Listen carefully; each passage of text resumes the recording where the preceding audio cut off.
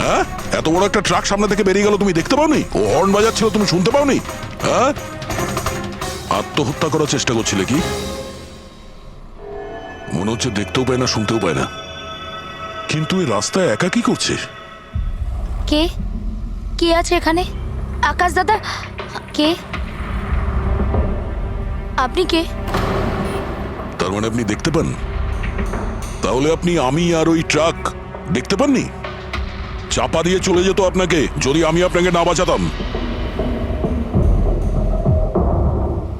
Sorry, আমি সত্যি দেখতে পাইনি। সারিকা, সারিকা তুমি ঠিক আছো তো? সারিকা, তুমি একলা কোথায় চলে গেছিলে? তোমার যদি কিছু হয়ে যেত তাহলে? আমি আগেই বলেছিলাম আমরা প্রপার্টি দেখতে যাচ্ছি, ওকে সাথে করে নিয়ে যাওয়ার কোনো দরকারই ছিল না, কিন্তু আমার কথা কেউ শোনেই না। রজনী প্লিজ থামো তুমি। ইনি ঠিকই বলছেন, আমি নিজে দেখেছি। ওনার লেফট সাইড দিয়ে একটা ট্রাক আসছিল, উনি দেখতে পাননি। ও হর্ন বাজাচ্ছিল, শোনেনি। চাপা দিয়ে চলে যেত ট্রাক যদি আমি না থাকতাম। থ্যাংক ইউ দাদা, থ্যাংক ইউ ভেরি মাচ। হ্যাঁ দাদা, সত্যি ও ট্রাকের আওয়াজ শুনতেও পাইনি আর দেখতেও পাইনি। তার মানে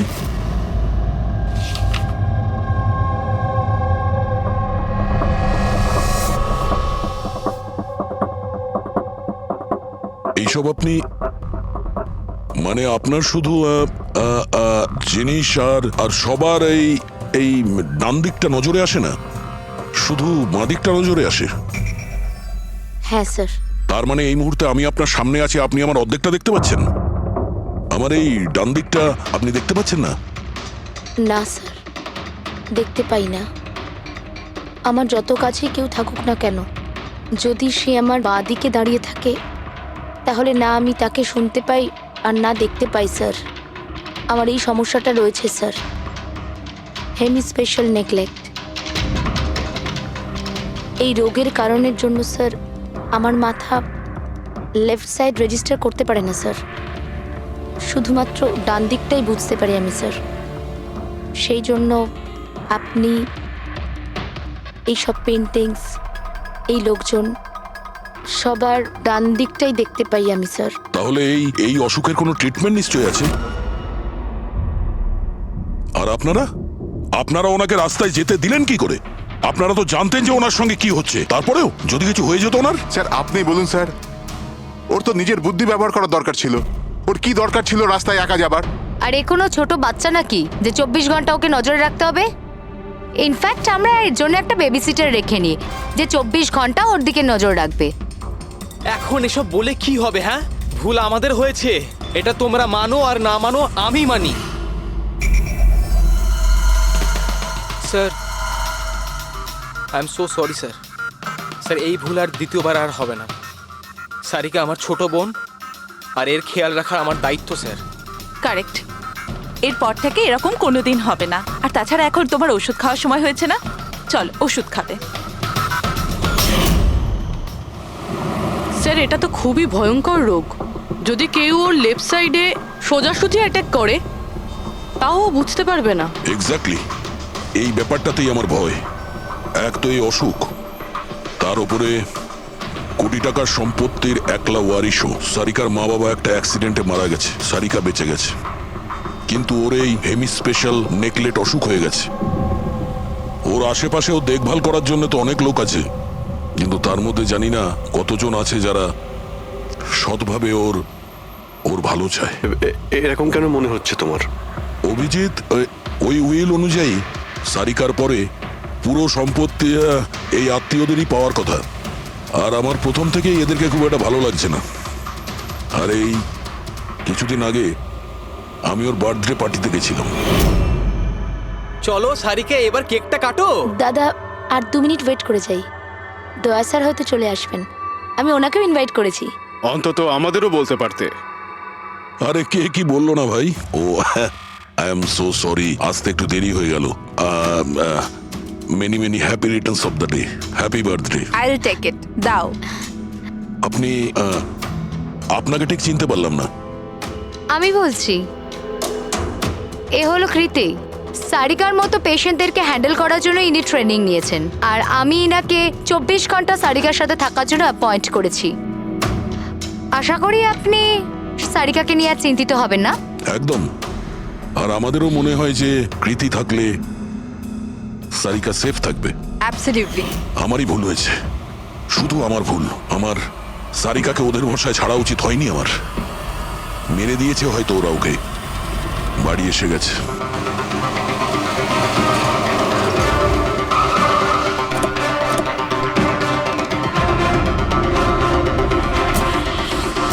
কোথায় ও? হ্যাঁ, কি করেছো তোমরা ওর সাথে? স্যার, আমরা তো জানি না কি হয়েছে। আমরা তো কিছুই করিনি স্যার। এক মিনিট, কি হয়েছে কি এখানে? স্যার, ড্রয়িং রুমের অবস্থা দেখে আমরা এতটাই ভয় পেয়ে গেছি যে আমরা ভিতরে যাইনি। আগে এটা বলো, সারিকা কোথায়? স্যার আমরা কিচ্ছু জানি না, আমরা কিচ্ছু দেখিনি স্যার। আমরা এইসব দেখে ঘাবড়ে গিয়েছিলাম আর সোজা আপনাকে ফোন করেছিলাম। ঠিক আছে, আমরা দেখে নিচ্ছি। পঙ্কজ, এদের সবার স্টেটমেন্ট রেকর্ড করো, আর কাউকে ভিতরে আসতে দেবে না।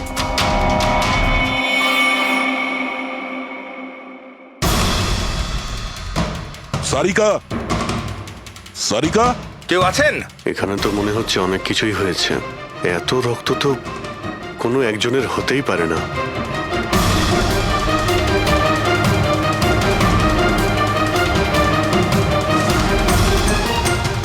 স্যার,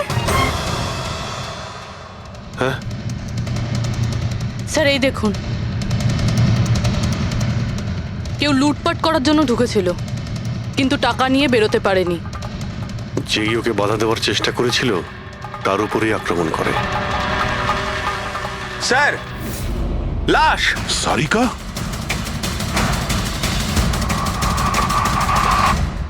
ও নো।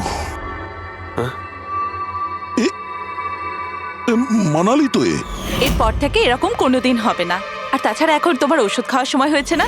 সারিকার ছোট বৌদি, জয়ন্ত স্ত্রী। তাহলে ও কোথায় আছে?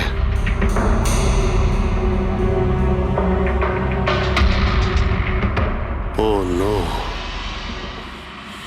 দয়া,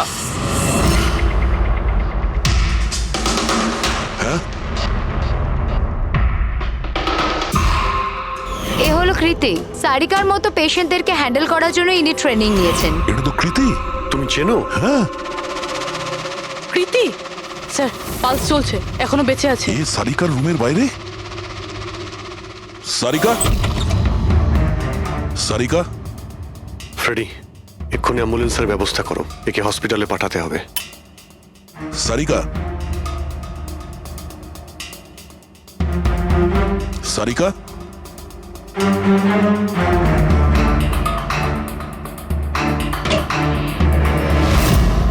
সারিকা, সারিকা, অভিজিৎ। না না না না না, কিছু নেই, কিছু নেই। Relax, আমরা relax. সিআইডি থেকে এসো। রিল্যাক্স, বাইরে রিল্যাক্স, এসো, বাইরে এসো, বাইরে এসো। রবি, এসো। সামনে। তুমি ঠিক আছো তো? বসো, এখানে বসো। থ্যাংক গড, একে পাওয়া গেছে। তুমি ঠিক আছো? সবাইকে মেরে দিয়েছে, সবাইকে মেরে দিয়েছে স্যার।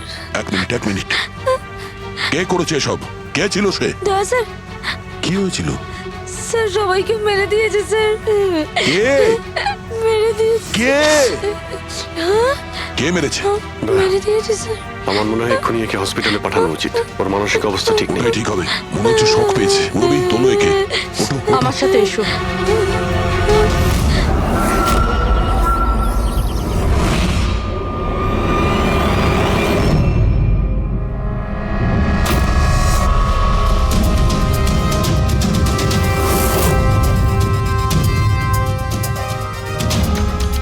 স্যার, আপনি আমাকে ঘরে কেন যেতে দিচ্ছেন না?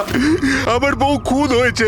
স্যার প্লিজ, স্যার প্লিজ, আমি একবার দেখতে চাই, শুধু একবার। মিস্টার জয়ন্ত, আপনার স্ত্রীর খুন হওয়ার জন্য আমরা খুব দুঃখিত, কিন্তু আমরা আপনাদেরকে ভেতরে যেতে দিতে পারি না। 3 জনের উপর হামলা হয়েছে। একজন মারা গেছে, একজন আহত, আর একজন শক পেয়েছে। আর আপনারা বলছেন যে আপনারা কিছুই জানেন না। হ্যাঁ, সত্যি আমরা কিচ্ছু জানি না স্যার। ইনফ্যাক্ট আমরা এখানে কেউ ছিলামই না স্যার। আমরা সবাই নিউ বোম্বেতে ছিলাম একটা পার্টিতে। কোন পার্টি? স্যার, একটা ফ্রেন্ডের রিসেপশনের পার্টি। তো আপনারা সবাই ওখানে গিয়েছিলেন তো? মানালি। ও বাড়িতে কেন ছিল? স্যার, মানালি আমাদের সঙ্গেই গিয়েছিল। বাড়িতে শুধু সারিকা আর কৃতি ছিল, কারণ স্যার সারিকা শরীর খারাপ ছিল। কিন্তু স্যার, এই পার্টি থেকে হঠাৎ মানালি কি করে হারিয়ে গেল আমরা কিচ্ছু জানি না স্যার। স্যার, দেখো রবি। স্যার এই দেখুন, এর নখে এবং এর বডিতে অনেক গুঁড়ো চুল পাওয়া গেছে। স্যার এই কাঁচের টুকরোগুলো দেখুন, বেশ মোটা, মনে হচ্ছে কারো চশমার কাজ।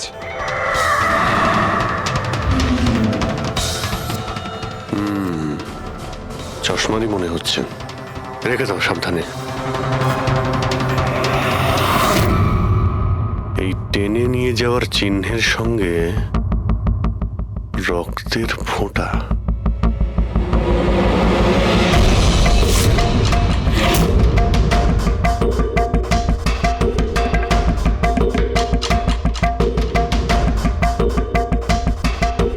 এখানে এতটা রক্ত, মানে এখানে এসে দাঁড়ায় আর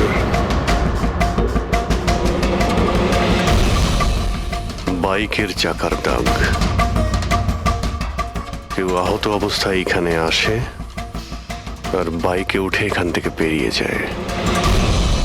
আচ্ছা একটা কথা বলুন তো, আপনাদের মধ্যে বাইক কার কাছে আছে? বাইক? না স্যার বাইক তো কারুর কাছে নেই, আমাদের সবার কাছে নিজের পার্সোনাল গাড়ি আছে স্যার। এই বাড়িতে টোটাল 5টা কার আছে স্যার। কিন্তু অভিজিৎ, এটা কেন জিজ্ঞাসা করছো? কারণ কেউ খুবই আহত অবস্থায় বাইকে উঠে এখান থেকে চলে গেছে, আর আমার পুরো বিশ্বাস যে খুনি সেই। আই থিঙ্ক এর জবাব সারিকাই দিতে পারবে। ওর জ্ঞানটা একবার ফিরে আসুক। বাই দ্য ওয়ে, আপনাদের মধ্যে কি কারো চোট বা আঘাত লেগেছিল? আঘাত আমাদের? স্যার আপনার কথার মানে কি? আমাদের কেন চোট লাগবে? আপনারা আমাদেরকে সন্দেহ করছেন? যতক্ষণ এই কেসটা সলভ না হবে আমরা সবার উপরেই সন্দেহ করব। আর আপনারা যদি আমাদের সঙ্গে সহযোগিতা না করেন তাহলে আমাদের সন্দেহ আরো বেড়ে যাবে। হ্যাঁ, তাই প্লিজ কোঅপারেট।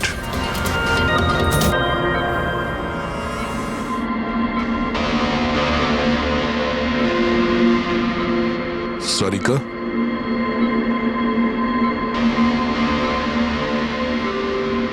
আচ্ছা তুমি কি ঠিক আছো? অভিজিৎ, সারিকা, দয়া স্যার, তুমি ঠিক আছো? স্যার মানালি বৌদি আর কৃতি স্যার। কৃতি ঠিক আছে, কিন্তু মানালি মারা গেছে। সামলে কৃতি।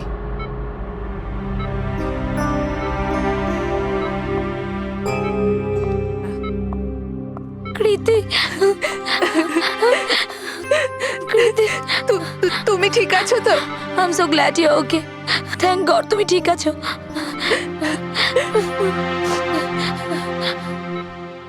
আচ্ছা কাল এক্স্যাক্টলি কি হয়েছিল তুমি বলতে পারবে?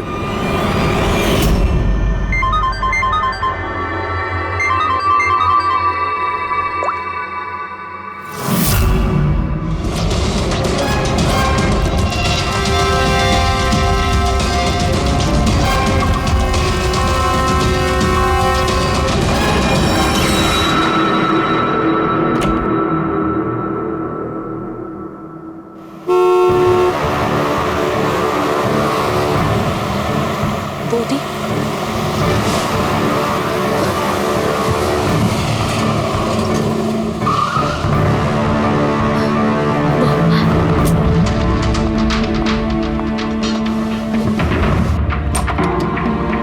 সারিকা,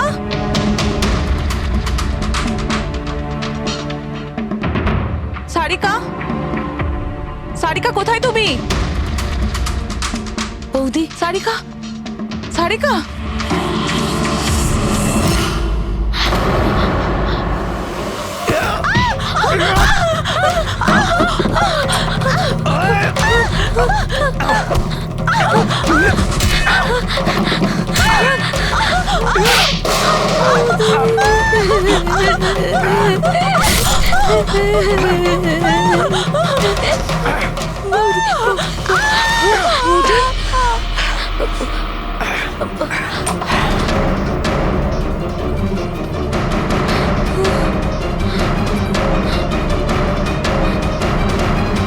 কৃতি, কৃতি, কৃতি।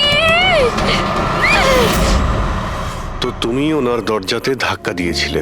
তো কৃতি, আপনি আপনি কি দেখেছিলেন? আপনার উপরে আক্রমণ কি করে হলো? সারিকার জোরে চিৎকারের আওয়াজ পেলাম, আমি তখনই ঘর থেকে বাইরে আসি। সারিকা, এইসব কি করে? কৃতি, কৃতি, সারিকা তুমি ঠিক আছো তো? কৃতি, আমি আমি আমার রুমে। কৃতি, আমি এখানে। Okay okay okay Sarika, you don't worry, I am coming. Kriti সাবধানে, খুনি এখনো বাড়িতেই আছে। খুনি? সারিকা, তুমি ওকে দেখেছো যে কৃতির ওপর হামলা করেছে? হ্যাঁ স্যার, আমি দেখেছিলাম। সারিকা, সারিকা, কৃতি, কৃতি, সারিকা, সেই মুহূর্তে তুমি যা যা দেখেছো সেটা তুমি একটা পেপারের ওপর আঁকতে পারবে? হ্যাঁ স্যার, যখন আমি ওনাকে মানালি বৌদির পেছনে দেখেছিলাম তখন খুব ভয় পেয়ে গেছিলাম। আমি শুধু ওই মুখটার একটা ঝলক দেখতে পেয়েছিলাম স্যার। যখন আমি আবার দেখি তো তখন আমি শুধু হাতটুকু দেখতে পাই। কৃতি আমার দিকে আসছিল আর তারপর পিছন থেকে হাত এলো, ওই হাতটা ওর ওপর হামলা করলো। লোকটা রেনকোট পরেছিল আর গ্লাভস আর একটা বড় চকপকি ঘড়ি, এই যে একেবারে সেরকমই হুবহু যেমনটা আমি দেখতে পেয়েছিলাম।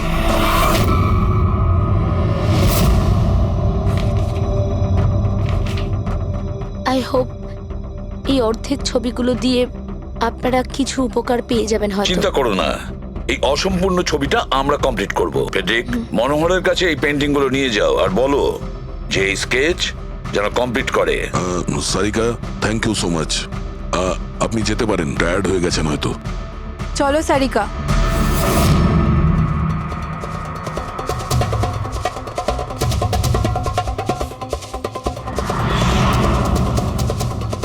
এই লোকটাকে তো আগে কখনো দেখিনি স্যার। হতে পারে শুধু এই কাজের জন্যই হায়ার করা হয়েছিল। আর ঠিক সময়ে মানালি ওর প্ল্যানটা ভেস্তে দিল। খুব মন দিয়ে দেখো এই স্কেচটা।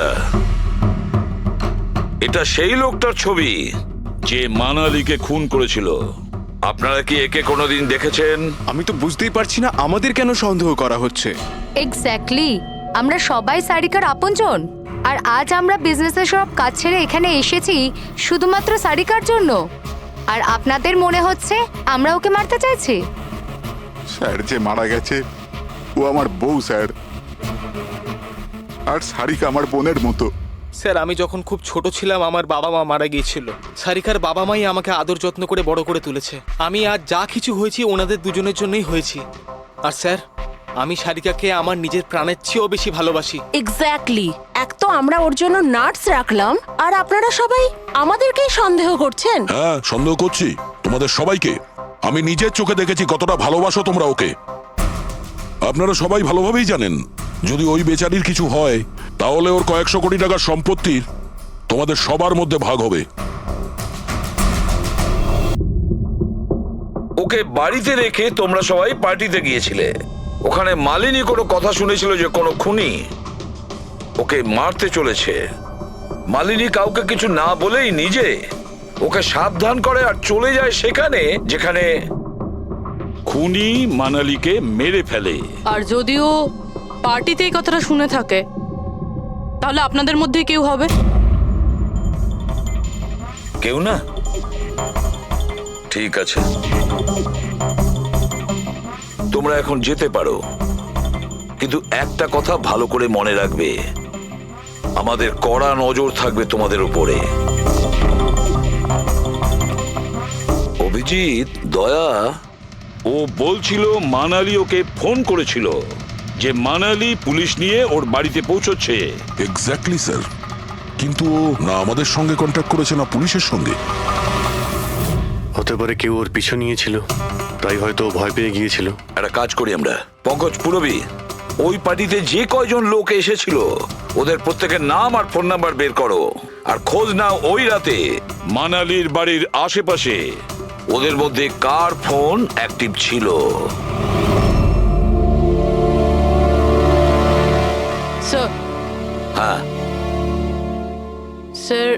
রাতে ওখানে 250 লোক ছিল, কিন্তু স্যার একজন হচ্ছে ঈশান, ওই রাত্রেও পার্টিতে ছিল।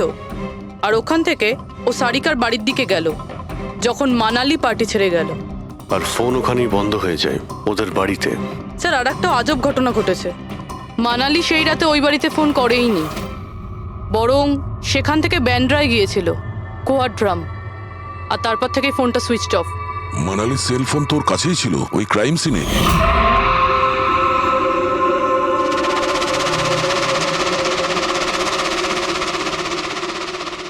Switch off? আচ্ছা, এমনটা নয় তো যে ওই ফোনটা আসলে ঈশানের ফোন, ভুল করে ওখানে পড়ে গিয়েছিল? মানে ঈশান সেই রাতে সারিকা ভিলা এসেছিল। ডাকো ওই ঈশানকে বিউরোতে। স্যার আমি করেছিটা কি? আমাকে এখানে কেন ডাকা হয়েছে? ঈশান, একটু আপনার চশমাটা খুলবেন? চশমা? স্যার এটা তো উইদাউট নাম্বারের চশমা, এটা তো আমি রেগুলার পড়ি না।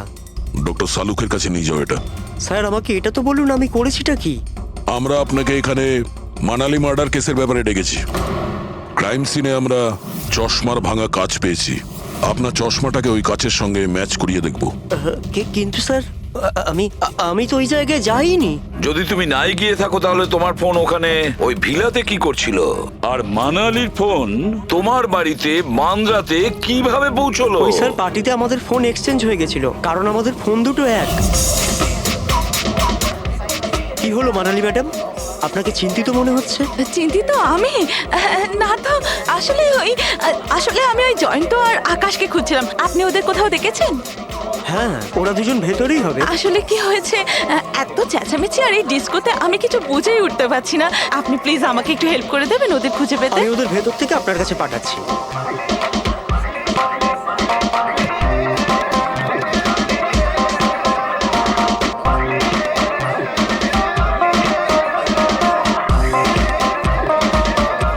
মানালি? ঈশান, তুমি তো বলছিলে মানালি খুঁজছে আমাদের, কোথায় মানালি? আরে এক্ষুনি তো এখানেই ছিলেন মানালি, কি জানি কোথায় চলে গেলেন। ওই দিকটা কি দেখি, চলো। স্যার আমার ফোন সুইচ অফ ছিল, এই জন্য আমি মানালিকে বলতে পারি। সেই কারণে মানালি পুলিশকে ফোন করতে পারেনি। স্যার আমাকে বিশ্বাস করুন, আমি খুন করিনি। খুনি না হলেও খুনির সঙ্গী তো হতে পারো, যে ওখানে ওই পার্টিতে উপস্থিত ছিল। তুমি পার্টিতে মালিনীর সমস্ত কথা শোনো, আর যখনই মানালি ওখান থেকে বেরোয় তুমি মানালির পিছু নাও।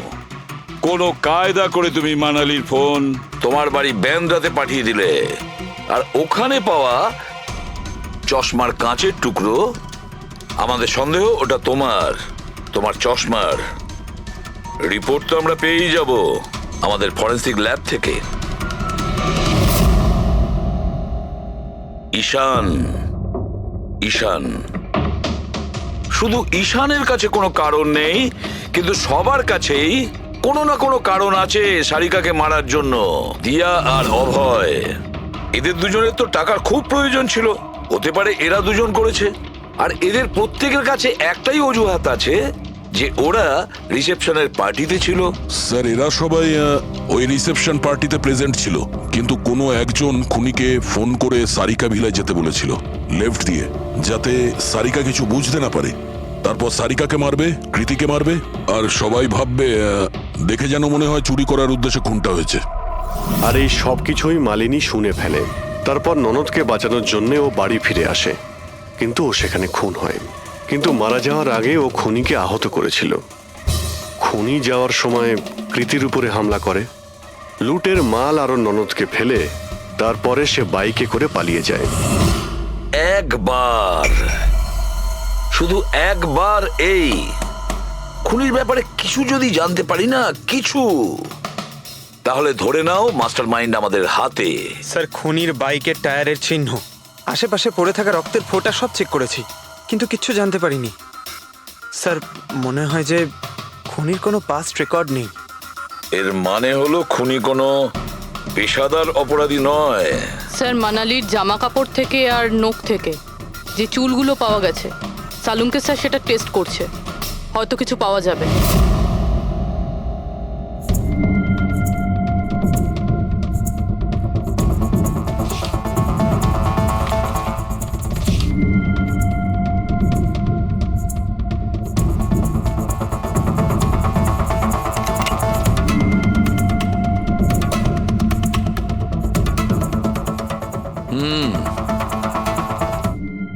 আমার আন্দাজ একদম ঠিক ছিল।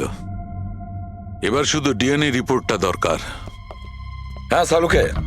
বস, হ্যাঁ, একটা কথা ঠিক যে ঈশান খুনি নয়, কারণ ক্রাইম স্পট থেকে এই যে চশমার লেন্সের ভাঙা টুকরো পাওয়া গেছে, এইগুলো ঈশানের চশমার সঙ্গে ম্যাচ করছে না। এক তো ঈশানের চশমার পাওয়ার 0, আর দ্বিতীয়ত ঈশানের যে চশমাটা তার লেন্সগুলো একদম নর্মাল, কিন্তু এই লেন্সটা ফটোক্রোম্যাটিক, মানে রোদের সঙ্গে রং পাল্টায়। আচ্ছা, ওই যে রক্ত পাওয়া গিয়েছিল ওই বাইকে টায়ারের মার্কের কাছে, সেটা কি খুনির রক্ত? হ্যাঁ, ওই রক্তটা খুনিরই, যার বয়স 25 থেকে 30 বছরের মধ্যে। আর মানালির নখে যে চুলটা পাওয়া গেছে ওটা নিশ্চয়ই খুনির। আসলে বস, হাতাহাতি করবার সময় চুল গোড়া থেকে উপড়ে আসে, অথচ এই যে চুলটা, এটা উপড়ে আসেনি, কাটা হয়েছে। আর এইটা দেখো স্ক্রিনে, যতগুলো চুল আছে সব আলাদা আলাদা রকমের। কোনো চুল সিধে, কোনোটা কোঁকড়ানো, আর ওগুলো রং দেখো, প্রত্যেকটা চুলের রং আলাদা। কোনোটা কালো, কোনোটা ব্রাউন, কোনোটা ডার্ক ব্রাউন, আর ওই গোল্ডেনও আছে। এই চুলগুলো একটা লোকের হতেই পারে না। আলাদা আলাদা লোকের চুল? হ্যাঁ দয়া, এই চুল থেকে আমরা বিভিন্ন ধরনের কেমিক্যাল পেয়েছি, যেমন হচ্ছে কেরাটিন, ফিফটাইন, আরো অনেক কিছু। আমার মনে হচ্ছে না যে এই চুলগুলো কোনো একজন লোকের মাথার চুল। Hello? Oh good, very good, thank you very much, good news, bye. DNA টেস্টের রিপোর্ট, এই রিপোর্ট এই বিষয়টা কনফার্ম করছে যে এই যে চুলগুলো সেগুলো কোনো একজন ব্যক্তির চুল নয়। যে লোকটার ড্রেসের ওপর আলাদা আলাদা চুল আছে, আলাদা আলাদা লোকের কাটা চুল, সেই লোক কোনো বড় সেলুনে কাজ করে, হেয়ার স্টাইলিস্টের।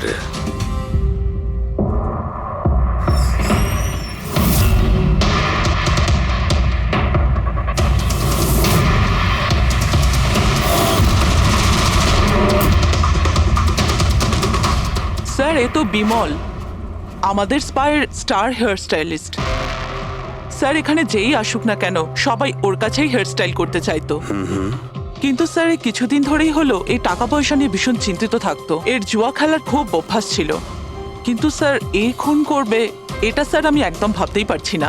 যাই হোক, এখনো কোথায় আছে বলতে স্যার, পারবেন? একে এখন কোথায় পাবেন এটা আমি বলতে পারবো না, তবে কিছুদিন যাবত এখানেও কাজে আসছে না, আর নাও ও আমার ফোন তুলছে। আপনি ওর ফোন নাম্বার আর অ্যাড্রেসটা দিন আমাদের। হ্যাঁ স্যার, আমি এখনই আনছি।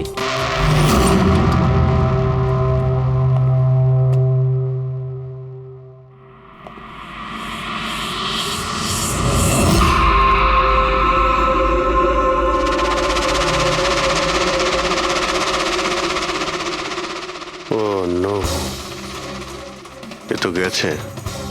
বিষ খেয়েছে। এখানে আঘাত লেগেছে, আর এই কাঁধেও নখের চিহ্ন। মানে এই হলো সেই যে মানালিকে খুন করেছে। দেখো কিছু পাওয়া যায় কিনা।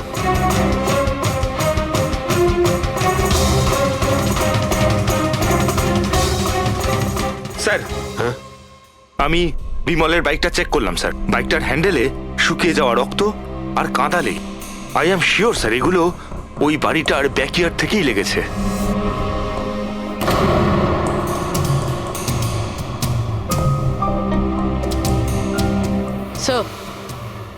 স্যার, এই ভেঙে যাওয়া চশমা আর এই রেনকোট পেয়েছি। রেনকোটে রক্ত লেগে আছে।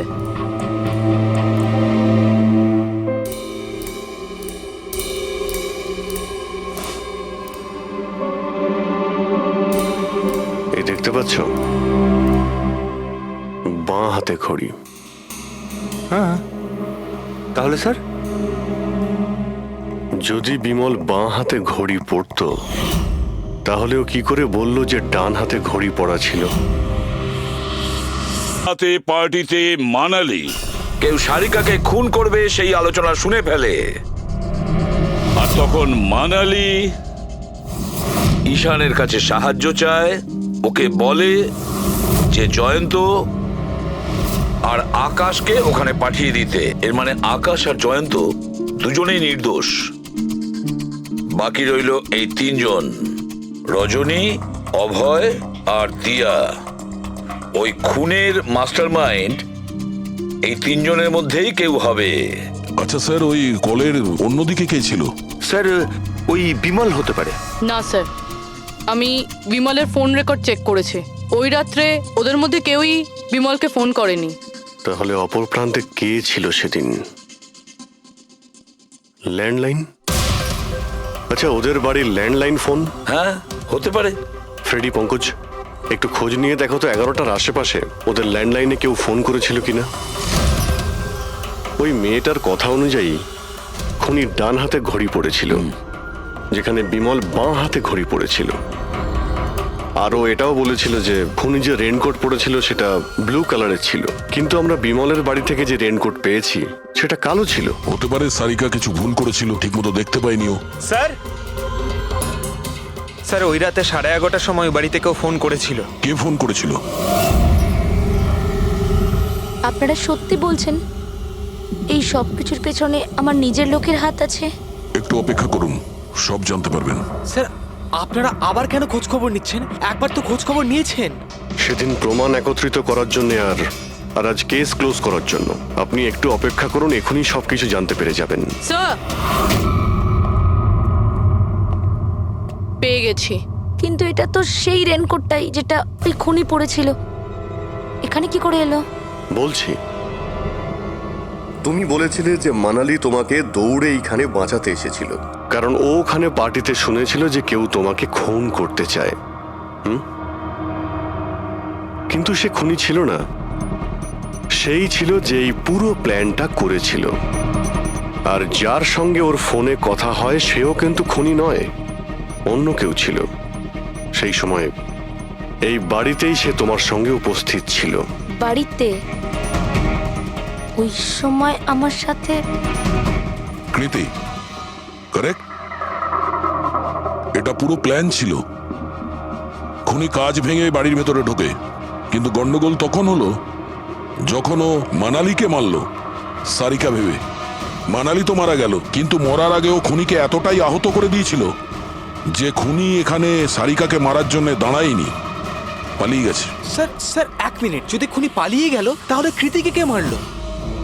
কারণ সারিকা নিজের চোখে কৃতির ওপর হামলা হতে দেখেছে। হ্যাঁ, আমি দেখেছিলাম। ওই হাতটা এলো আর ও কৃতির ওপর হামলা করেছিল। হামলা তো হয়েছে, কিন্তু করলোটা কে?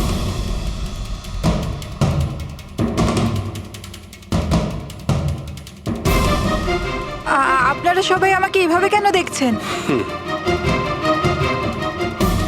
এর উত্তর তো শুধু তুমিই দিতে পারবে কৃতি। ও রাত ঠিক 10:30টার সময় শুয়ে পড়েছিল। আর মানালি কাউকে ফোনে কথা বলতে শুনেছিল রাত 11:10 আর সেই ফোনটা এসেছিল এই বাড়ির ল্যান্ডলাইনে। কে রিসিভ করেছিল সেই কলটা? যদি আমরা এটা মেনেও নিই যে বিমল তোমার ওপর হামলা করেছে, তাহলে ও তোমাকে বাঁচিয়ে রাখলো কেন? ও মানালিকে এত নৃশংসভাবে মারলো, আর তোমাকে শুধু এই একটা আঘাত কেন? ও সারিকাকে কেন মারলো না? আর এই চুরি করা টাকা ছেড়ে পালালো কেন? আর সব থেকে বড় প্রশ্ন, ও খুনিকে এই ব্লু কালারের জ্যাকেট পরে থাকতে কি করে দেখলো? কি করে দেখলো সেই ঘড়িটা যা বিমল লেফট হ্যান্ডে পড়তো, রাইট হ্যান্ডে নয়? বিমলের রেইনকোটের কালার ছিল ব্ল্যাক।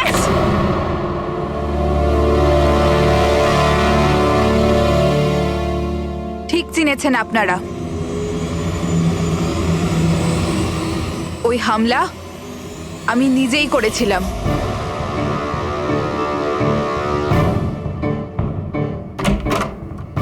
সারিকা, সারিকা কোথায় তুমি? মানালি এখানে এই সময়? সারিকা,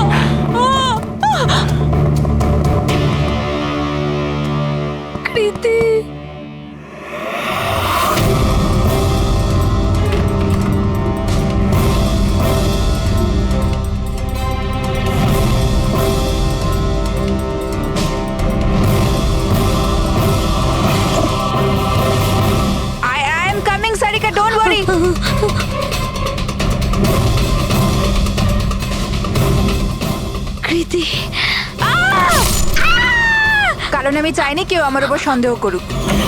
আর তুমি যখন এত কিছু বলেই দিলে তখন ওই মাস্টার মাইন্ডের নামটাও বলে দাও। হ্যাঁ, আর তুমি যদি বলো ওর নামটা আমি বলে দিই, যে মানালিকে মেরেছে আর সারিকাকে মারতে পারতো। কি রজনী দেবী, আপনি জানেন আমরা কার কথা বলছি? রজনী তুমি? হ্যালো, কিলার শার্প 11:30টায় পৌঁছে যাবে। সারিকার খেলা শেষ, যে কোনো মূল্যে করতেই হবে। ওই আমার বাকি টাকাটা? তুমি তোমার পয়সা পেয়ে যাবে। ওকে।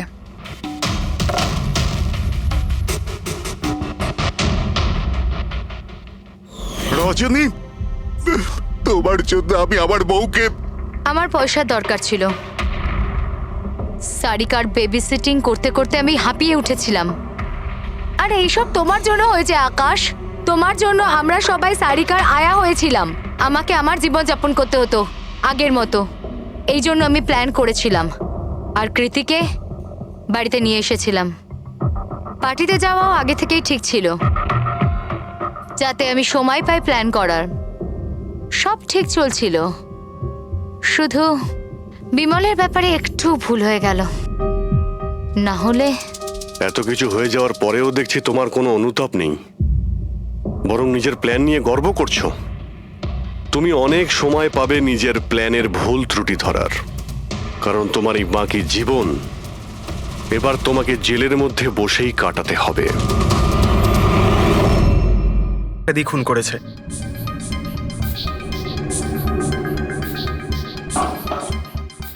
ও জানতো যে বিল্ডিংটা ব্লাস্ট হতে চলেছে, সেই জন্য যন্ত্রটা লুকোনোর প্রয়োজন মনে করেনি।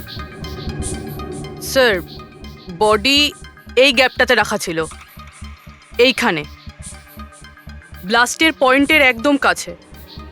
মানে স্যার, যদি ব্লাস্ট হতো তাহলে বডিটা তো চেনার কোনো উপায় থাকতো না। হ্যাঁ স্যার, আর তাই খুনি খুন করে লাশটাকে এখানে লুকিয়ে রেখেছিল ওই ব্লাস্ট হওয়ার ঠিক আগের মুহূর্তে। এ দেখো, এই সমস্ত যন্ত্রপাতিগুলো ফরেন্সিক ল্যাবে পাঠিয়ে দাও। সালুকেই বলবে কোন যন্ত্র দিয়ে একে খুন করা হয়েছে। আর অভিজিৎ স্যার, সিএমসি অফিসে যাও আর এই মহেন্দ্রর ব্যাপারে খুব ভালো করে খোঁজ নাও।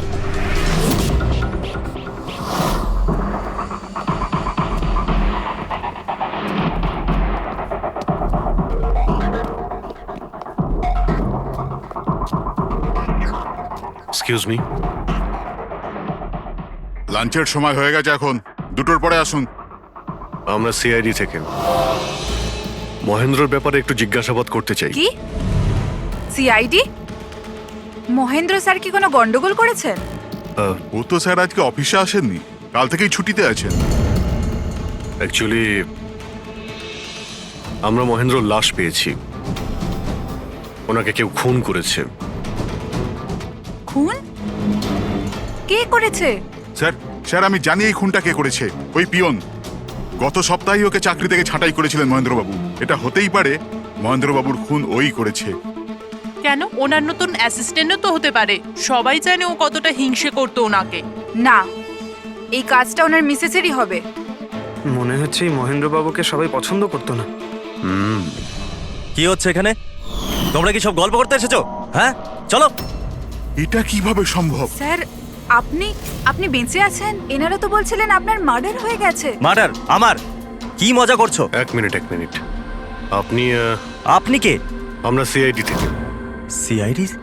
স্যার আমি মহেন্দ্র। মহেন্দ্র? এই মহেন্দ্র নামে কি দুজন লোক ছিল তাহলে? স্যার এসব কি বলছেন? আমার মার্ডার কি করে হবে?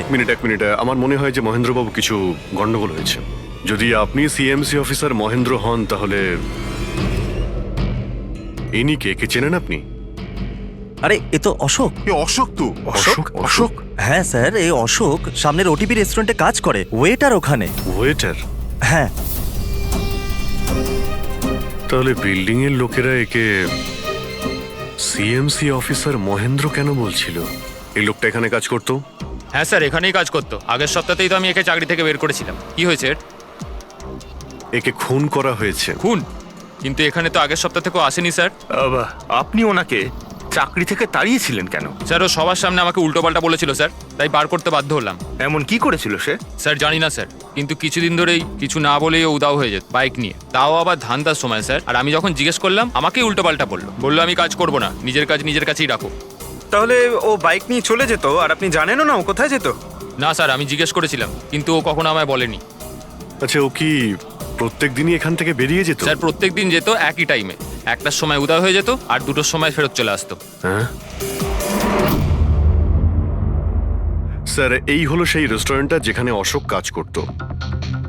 প্রত্যেকদিন 1টার সময় বেরিয়ে যেত আর 2টোর সময় চলে আসতো। তার মানে হলো যাওয়া আসা এবং যে কাজের জন্য বেরোতো সেটা করে 1 ঘন্টায় ফিরে আসা। স্যার, যে দিন এই অশোক রেস্টুরেন্ট থেকে উধাও হয়ে গেছিল ওই দিনগুলোর অনেক রিপোর্ট আমরা চেয়েছি, আর ওই রিপোর্ট অনুযায়ী ওই দিনগুলোতে 1টা থেকে 2টোর মধ্যে যে ট্রাফিকের যা পরিস্থিতি ছিল ওই এরিয়াতে, সেই হিসেবে এই পর্যন্ত যেতে পারে। এই পুরো এরিয়াটা 7-8 কিলোমিটারের মধ্যেই মনে হচ্ছে। হ্যাঁ স্যার, কিন্তু ওর মোবাইলটা সারাক্ষণ বন্ধই ছিল, তাই ওর লোকেশন পাইনি। স্যার, হ্যাঁ স্যার লোকেশন তো খুঁজে পাইনি, কিন্তু ফোন রেকর্ড থেকে একটা কথা বুঝতে পেরেছি। স্যার